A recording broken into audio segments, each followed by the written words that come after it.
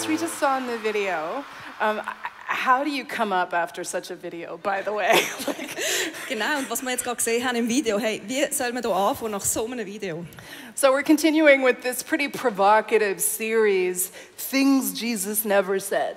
Also machen wir weiter in dieser ziemlich provokativen Serie Sachen, die Jesus nicht gesagt hat. Right, and this series dispels some of the kind of false perceptions that we have actually carefully misshaped over the years of Jesus so that he fits nicely into our taste and our lifestyle. Wir schauen jetzt genau all die Sachen an, wo wir eigentlich uns selber in unserem Leben so zurechtgebogen haben und so davon ausgehen, dass er das gesagt hat. And as we as a church, and as individuals try to navigate these complicated times that we're living in, und während wir probieren, die komplizierten Zeiten zu navigieren, einerseits als individuelle Person, aber auch als Gemeinde. It's a time filled with polarized opinions. Es ist eine Zeit, die voll ist mit polarisierenden Meinungen. Division, conflict, mistrust. Mit Teilung, mit Konflikt und auch mit Missvertrauen. We need to really clearly set the record straight about who Jesus is and what it means to be his disciple. Wir müssen ganz klar definieren, was es bedeutet, wer Jesus ist und auch, was es bedeutet, ihm nachzufolgen. Because a divided world needs a united church. Weil eine geteilte Welt braucht eine vereinigte Kirche. And a church that is a shining example of Christ's love in action. Und zwar eine Kirche, die ein leuchtendes Beispiel ist, wie Gottes Liebe in Aktion aussieht. So, let's bust some myths this morning, shall we? Also, lass uns ein paar Mythen zerstören. Okay. So I don't know about you, but there have been times in my life Also ich weiss nicht, wie es euch geht, aber in meinem Leben hat es Zeiten gegeben, where I have created my own tame personal Jesus, wo ich meinen eigenen, braven Jesus kreiert habe, right, to suit me. damit er mir passt hat. And it's almost like a plastic Jesus that I can kind of bend and, manipulate to fit into my lifestyle. Und das ist eigentlich ein Jesus, wie so ein Plastik-Jesus, den ich biegen kann und so machen, dass es in meinen Lebensstil hineinpasst. And of course, my plastic Jesus, he loves me, he saves me, he protects me, of course. Und natürlich tut mein Plastik-Jesus mich schützen, er tut mich unterstützen und mich lieben. Und retten. Und retten. See, I can speak a little bit of German. But my plastic Jesus, he doesn't make me too uncomfortable.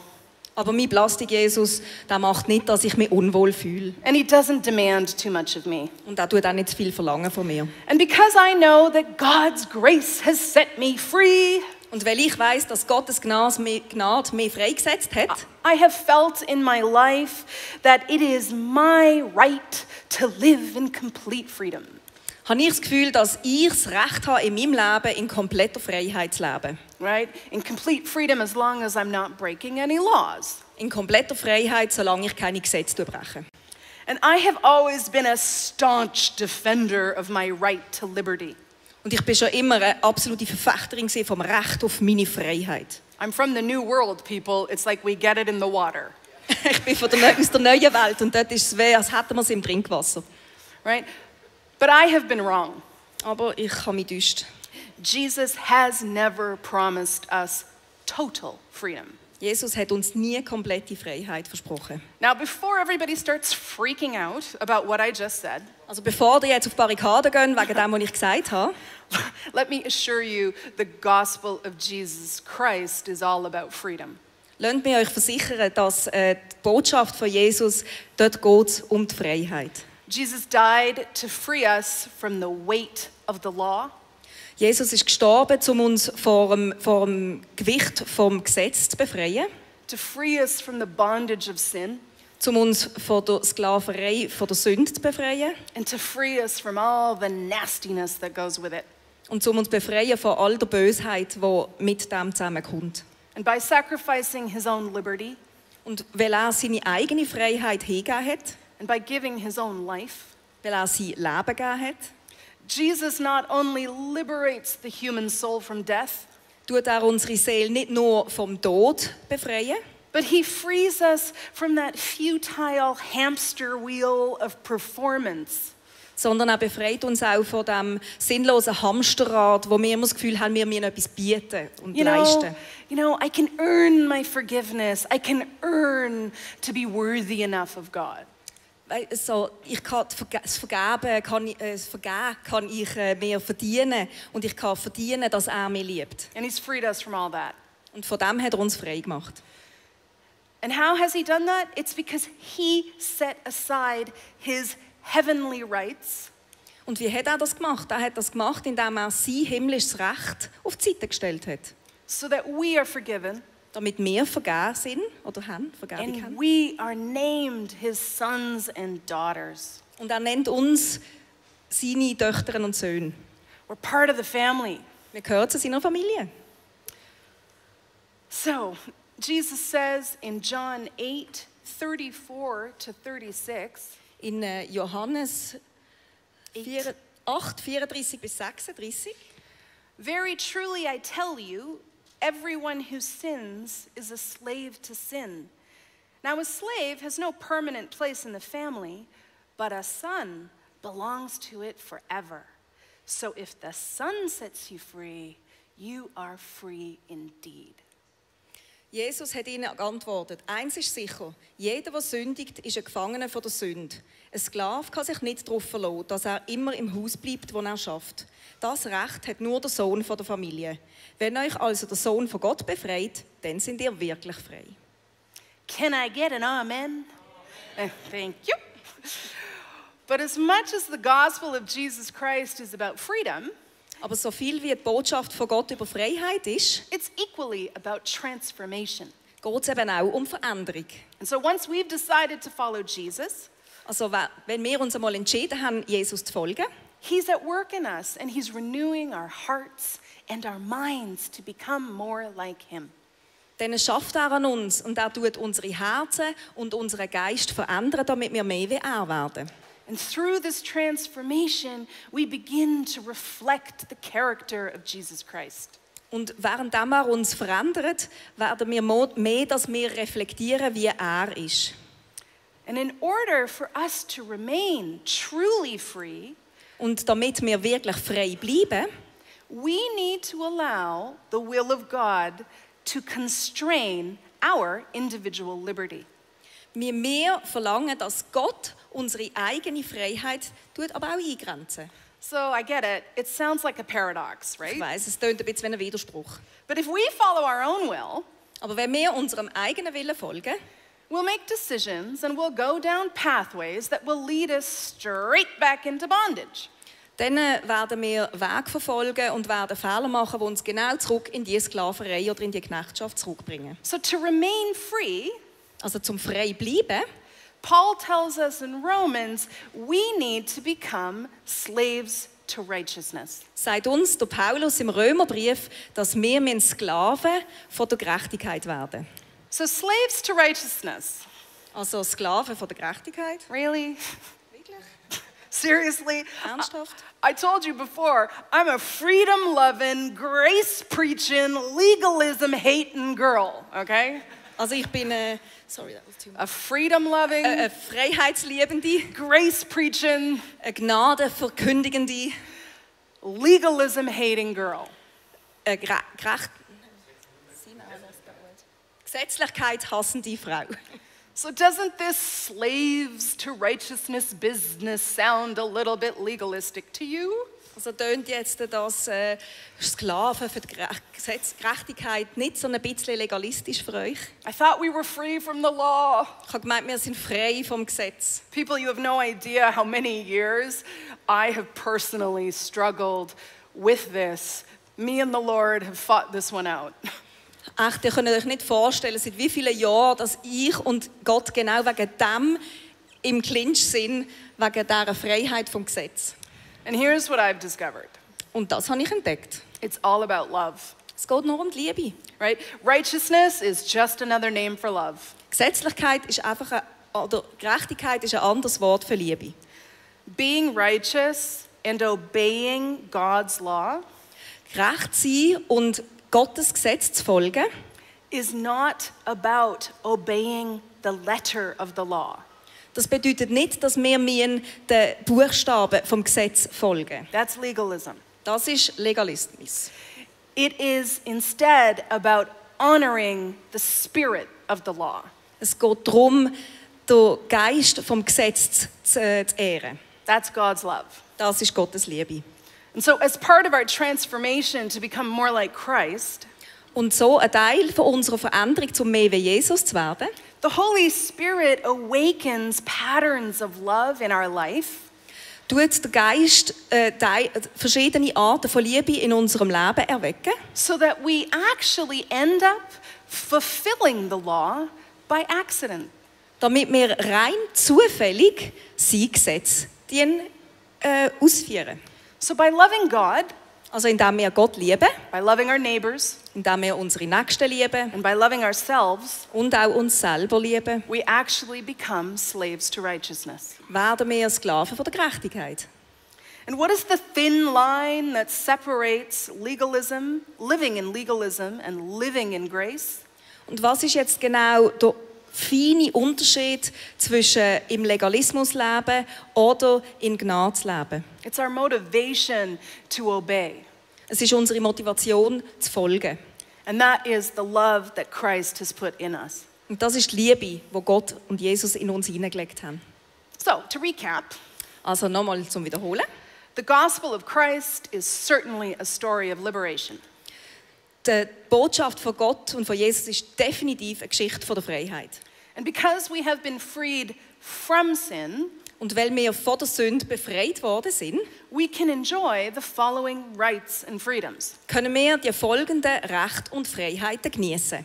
We are free to relate to God as his child, one of the family. Wir haben die Freiheit, dass wir Gottes Kind dürfen sein. We have the freedom to live without the fear of God's wrath or without the fear of death. Wir haben die Freiheit, dass wir Gottes Zorn und den Tod nicht fürchten müssen. We have the freedom to live free of the bondage of sin. Wir sind frei von der Knechtschaft von der Sünde. We are free of legalism. Yay! Wir sind frei von der Gesetzlichkeit. We are free from guilt and shame. Und wir haben auch Freiheit von der Scham und von der Schuld. And we are free to host the Holy Spirit in our lives. Und wir dürfen den Heiligen Geist in unser Leben einladen. And we are free to bring all of our concerns and our requests and anything that's on our heart directly to God. Und wir dürfen alles, was uns beschäftigt und alle Anfragen, dürfen wir direkt an Gott wenden. And we are free to live out God's purpose in our life. Und wir dürfen Gottes Idee in unserem Leben ausleben. And we're free to partake of all spiritual blessing. Und wir dürfen alle spirituellen Segen annehmen. And finally and ultimately, we are free to enter the gates of heaven. Und am Schluss, aber am wichtigsten, wir dürfen ins Himmelreich eintreten.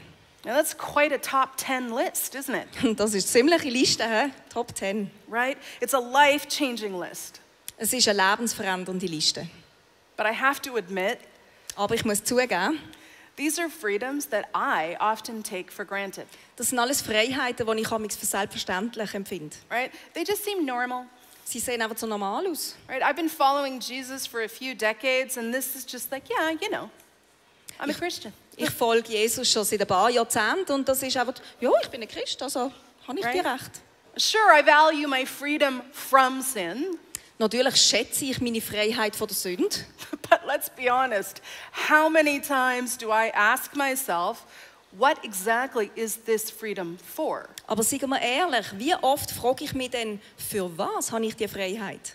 Are all of these freedoms simply a way for me to exert my privileges as a child of God? Oder sind all diese Freiheiten Wege, wenn ich zeigen kann, ja, das ist mein Recht und mein Privileg in Gott und das darf ich so ausleben? Not quite. Nicht wirklich.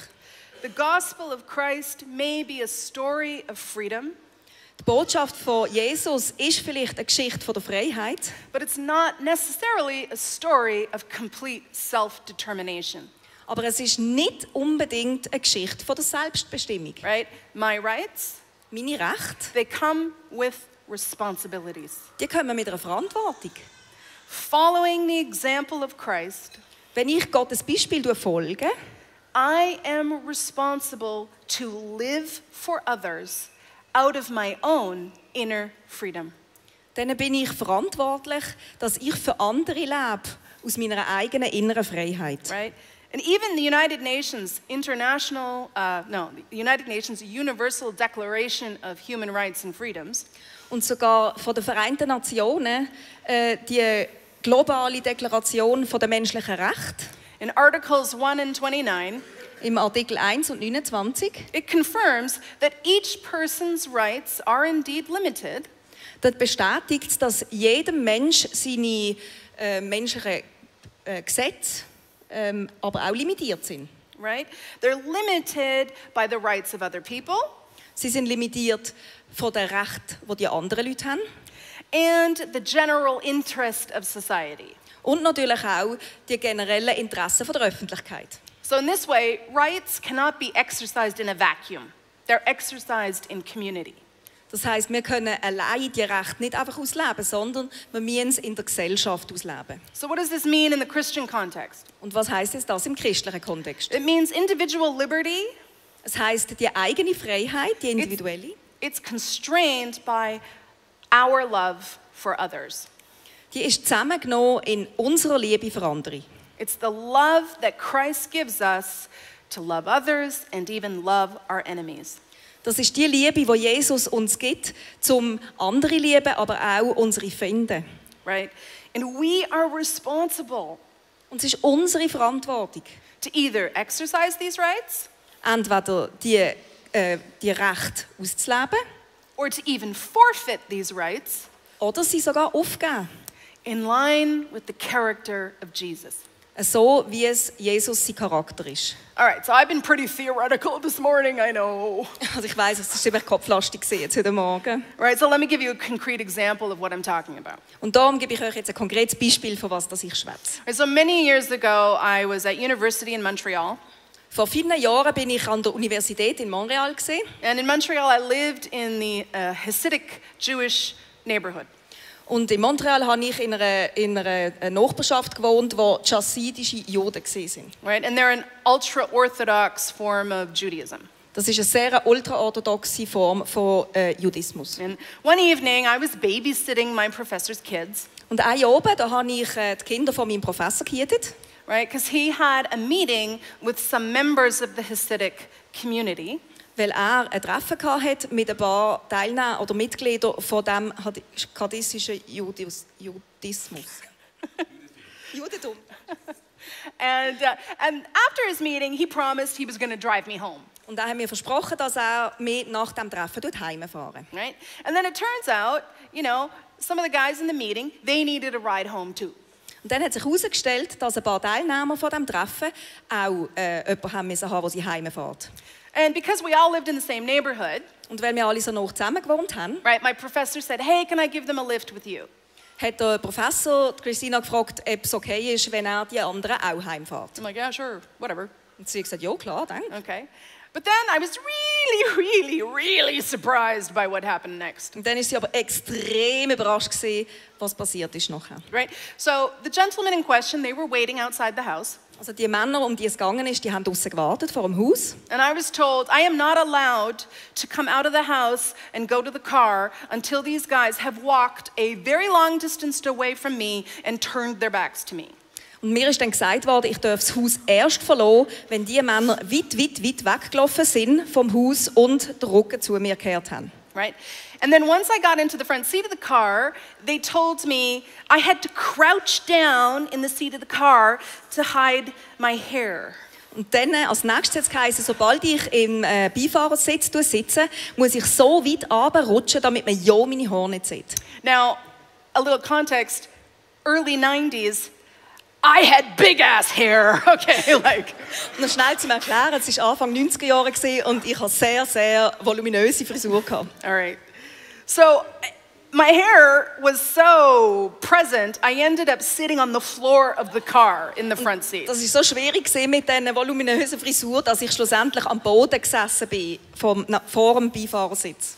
And then finally I was told, you are not allowed to speak throughout the duration of the ride. Und dann am Schluss hat es noch geheißen, ich darf während der ganzen Fahrt kein Wort sagen. Right? So, which, as we all know, is a problem for me. Und wir wissen alle, das ist ein rechtes Problem für mich. Right.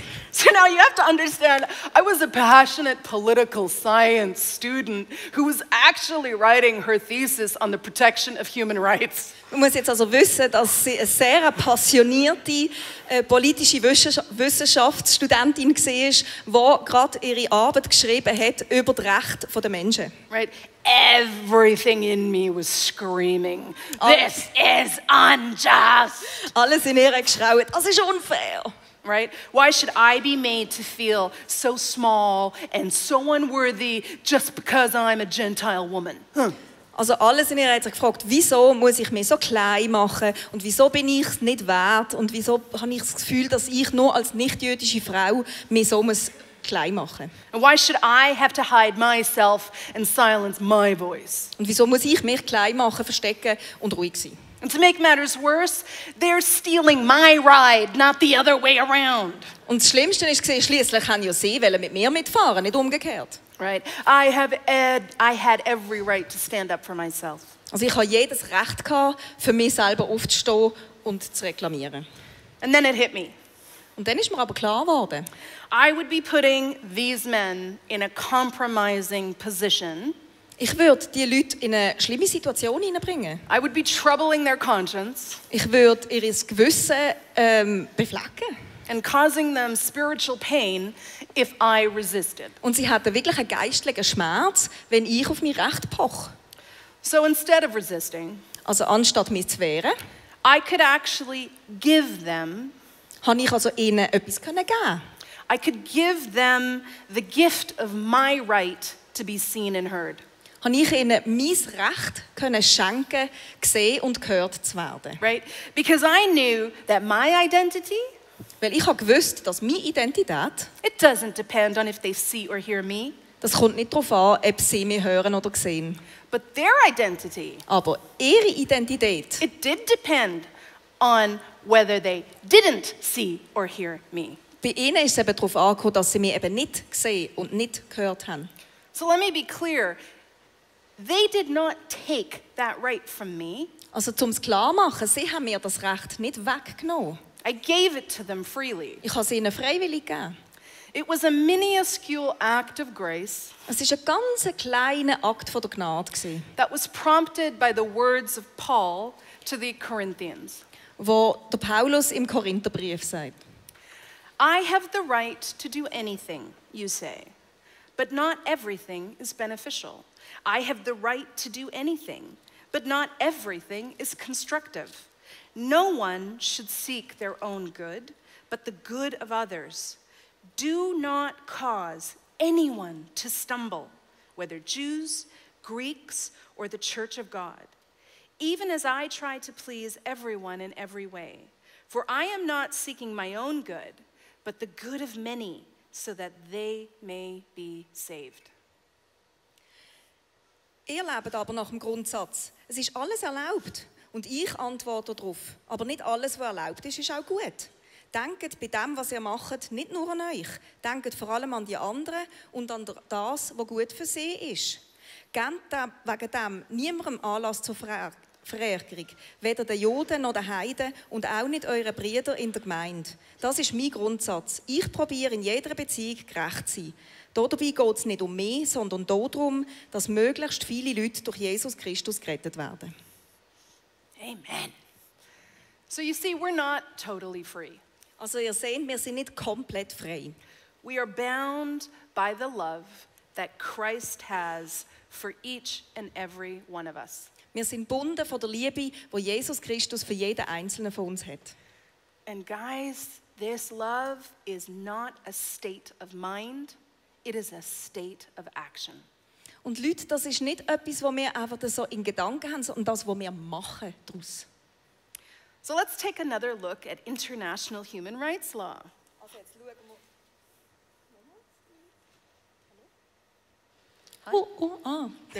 Also jetzt schauen wir nochmal das internationale Recht der Menschenrechte an. You might find it interesting to know that much of the legal and social basis for human rights has its foundation in biblical material. Ihr findet es vielleicht interessant, dass viel von der legalen und auch sozialen Aspekte vom internationalen Recht auf der Bibel basieren. And when comparing the rights that are guaranteed in international law with Christ's commands, there are really powerful similarities. Und wenn wir das Ganze vergleichen, das biblische Material, dann sehen wir, dass wirklich viele kraftvolle Gemeinsamkeiten bestehen. But there are also two important differences. Aber es hat auch zwei sehr wichtige Unterschiede. Firstly, where international law talks about rights, Das erste Mal dort, wo das internationale Gesetz über das Recht schwätzt, right? You have the right not to be oppressed. You have the right not to be hungry. zum Beispiel, die haben ein Recht, dass ihr nicht unterdrückt werdet und die haben ein Recht darauf, dass ihr keinen Hunger leiden müsst. The Bible actually speaks about responsibilities. In diesem Sinn schwätzt aber die Bibel von Verantwortung. And if you think about God's commands, set the captive free, feed the hungry. Wenn ihr zum Beispiel an Gottes Gebot denkt, setzt die Gefangenen frei Feed the hungry. und gebt den Hungrigen zu essen. Right? So the Bible talks about the responsibilities, not just the passive right, but the active responsibility we have to ensure other people's rights are upheld. Dort redet Gott davon, dass wir nicht nur das aktive Recht haben, sondern dass wir die Verantwortung haben, dass wir für die anderen Leute schauen und auch für sie sorgen. Right? And a further distinction is that in international human rights law, governments are responsible for making sure rights are upheld. Und ein anderer Unterschied ist auch, dass im internationalen Recht dort hat die Regierung die Verantwortung, dass die Sachen also die Gesetze aufrechterhalten werden. But the Bible holds each and every individual accountable for ensuring people's rights are upheld. Aber in der Bibel ist es jeder einzelne Mensch, der die Verantwortung trägt, dass die Gesetze von Gott aufrechterhalten werden. And we can see an example of this idea of individual accountability. Und wir sehen ein Beispiel von dieser eigenen Verantwortung. You're good, girl. In the parable of the Good Samaritan. In der Parabel vom guten Samariter. Right? We all know it. A man is beaten and left to die by the side of the road. Ich denke, wir kennen die alle. Also ein Mann wird ausgeraubt und geschlagen und halb tot liegen gelassen neben der Strasse. And after two religious men walk by and do nothing to help him, Und nachdem zwei religiöse Männer einfach vorbeilaufen und gar nichts machen, an enemy of the injured man stops to help and pay for his care. haltet eigentlich ein Feind von dem verletzten Mann an, um ihm zu helfen und für sie Rettung oder besser gesagt für sie Heilung zu bezahlen. So Jesus makes it clear with this parable that we all share the responsibility to uphold the rights of others. Das heißt, mit dieser Parabel zeigt uns Jesus, dass wir jeder einzelne die Verantwortung haben, um das Recht der anderen aufrechtzuerhalten. And it doesn't matter if we have a direct relationship with the people we are supposed to help. Und es spielt keine Rolle, ob wir eine persönliche Beziehung zu den Menschen haben, wo wir helfen sollten. And it doesn't even matter if the people deserve our help. Und es spielt nicht einmal eine Rolle, ob sie unsere Hilfe verdienen. Right? Because according to this parable, Weil, wenn man die Parabel liest, taking action to help those who are oppressed or in need heisst das, wenn wir uns entscheiden, den anderen, die Hilfe brauchen, zu helfen und auch ihnen zu dienen, right? It is not an act of selfless giving or charity. dann ist das nicht ein Akt von der selbstlosen Liebe und von der guttuenden Gesellschaft.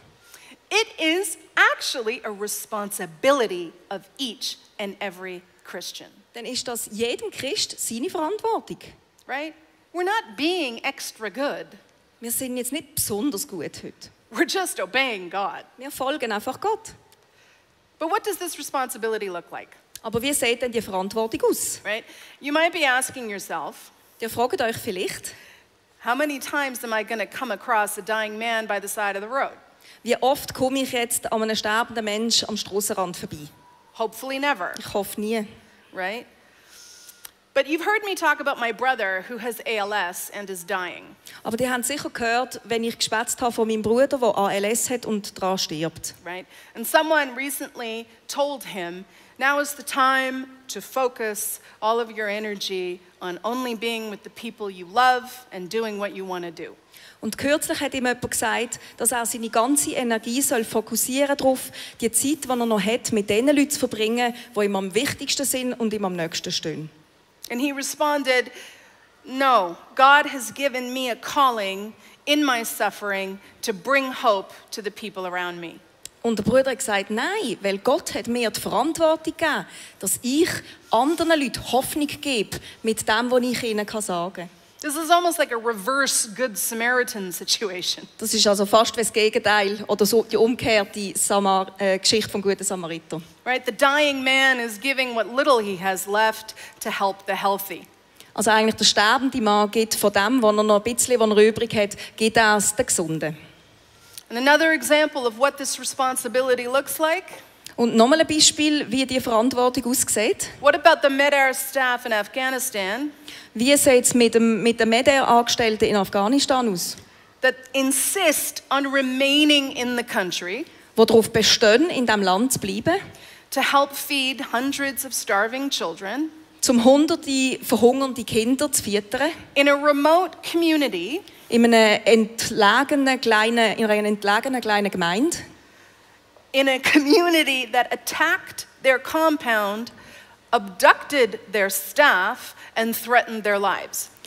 Und zwar eine Gemeinde, die Leute entführt hat von Med-Air und die sie bedroht hat. And another example of what this responsibility looks like. Und nochmal ein Beispiel, wie die Verantwortung aussehen My husband's going to hate this. kann. Mein Mann wird das hassen. What about my husband risking his already tense relationship with his CEO Mein Mann, der seine schon sehr, sehr angestrengte Beziehung mit seinem Chef riskiert, by standing up for a fellow director at work weil er sich für einen anderen Direktor einsetzt, whose picture had been removed from the website wo das Bild von dem Direktor von der Hauptwebseite entfernt worden ist, because he's Indian weil er von Indien ist. and it didn't fit with the German brand of the company. Und es hat im deutschen Motto nicht so passt von dieser Firma. So as we live out our responsibility to love others, Also während wir unsere Verantwortung wahrnehmen, anderen zu helfen, it's going to cost us. wird es uns etwas kosten. Loving others might bring risk, Andere zu lieben, das birgt ein Risiko. uncertainty, Ungewissheit, discomfort, Unbehagen, fatigue, Müdigkeit and in extreme cases, maybe even death. und in ganz extremen Situationen vielleicht sogar der Tod. And unlike self-serving love, Und anders wie Liebe für sich selber, self-sacrificing love, it's just not natural, ist Liebe, die uns auch etwas kostet, einfach nicht natürlich. right? That's why we need to be transformed. Und wegen dem müssen wir verändert werden. We need to be transformed by the Holy Spirit and grow in spiritual maturity. Und wegen dem müssen wir vom Heiligen Geist verändert werden und wachsen in dem. But be encouraged, Aber seid ermutigt. right? With every act of love, Mit jedem Akt von der Liebe we become more and more like Christ. werden wir mehr wie Jesus. And his love Und seine Liebe and his joy und seine and Freude his strength und seine Kraft empowers us to love even more. gibt auch uns die Kraft, sogar noch mehr zu lieben. Mother Teresa once said something similar about serving the poorest of the poor in India. Die Mutter Teresa hat mal etwas Ähnliches gesagt, wo sie den Ärmsten von den Armen in Indien dient hat. I have found the paradox that if you love until it hurts, there can be no more hurt, only more love. Ich habe das Paradox erlebt, dass wenn ich liebe, bis es weh macht, dann gibt es keinen Schmerz mehr, sondern nur noch mehr Liebe. So becoming a follower of Christ Also wenn wir Jesus nachfolgen and finding our identity in him, und in ihm unsere Identität finden, it brings with it rights and freedoms and privileges that can be found in no one else. dann gibt es Recht und Freiheiten und Privilegien, die es niemand anders zu finden gibt. It's a privilege to be a child of God and carry his name. Es ist ein Privileg, Gottes Kind zu sein und seinen Namen zu tragen. But it's also a great responsibility to bear the image, the reputation, and the mission of our Heavenly Father. Aber es ist auch eine grosse Verantwortung, gleich oder ähnlich wie er zu sein und seine Reputation und auch seine Mission, seiner Mission zu folgen. And it's a responsibility that we will never be free of while we are on earth. Und es ist eine Verantwortung, von der werden wir nie frei gesagt, während wir auf der Welt sind. So as I conclude this morning, Also während ich diesen Morgen abschließe, I would like to leave the church with a challenge, möchte ich gerne die Kirche herausfordern. right?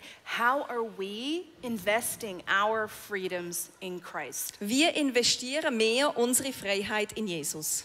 Are we willing to either use our rights Die wir unsere Rechte brauchen or even forfeit our rights oder sie sogar aufgeben, to selflessly serve others as Christ did?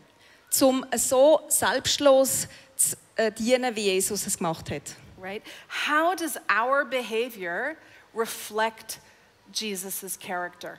Wie tut unser Verhalten im Jesus seinen Charakter reflektieren? What will people learn about Jesus this week by being around us? Was lernen Leute in unserem Umfeld diese Woche über Jesus, wenn sie mit uns Zeit verbringen? And if we constantly ask ourselves these questions Und wenn wir uns das immer wieder fragen and we live our responsibilities, und wir auch unsere Verantwortung dann ausleben, I am confident that we will be a shining example of Christ's love in action. dann bin ich überzeugt, dass wir ein glühendes Beispiel werden sein von Gottes Liebe in Aktion. And I am confident that when people meet us, they will meet Jesus. Und ich bin überzeugt, wenn Menschen uns begegnen, dann begegnen sie auch Jesus. Right? So let's pray. Lass uns beten. Dear Heavenly Father, I just want to thank you for church. Herr Vater im Himmel, ich möchte einfach für die Kirchgemeinde danken. And I want to thank you that you invite us on a great adventure, Und ich möchte dir danken, dass du uns für so ein Abenteuer einladen. an adventure to love other people the way you have loved us. Ein Abenteuer, dass wir andere Menschen so lieben können, wie du uns geliebt hast. And your love is transformational, Und die Liebe ist verändernd. and you are working wonderful, powerful, miraculous things in us and through us. Und du tust durch uns wundervolle, wahnsinnige, extreme Sachen verändern. But Lord, this kind of love, it is not natural, Aber Herr, diese Art von Liebe ist nicht natürlich. and we need you, Und wir brauchen dich. and we need your power, Und wir brauchen die Kraft. we need your forgiveness, Wir brauchen die Vergebung. we need your wisdom, Wir brauchen deine Weisheit. we need your joy. Und wir brauchen die Freude. And thank you that you give us all of these things freely. Und danke schön, dass du uns alles so großzügig bist. Thank you for the freedoms that we have. Danke für die Freiheiten, die wir haben. Forgive me for taking them for granted so often. Und bitte vergib uns, dass wir es so oft als selbstverständlich betrachten. We love you. Amen. Wir lieben dich. Amen.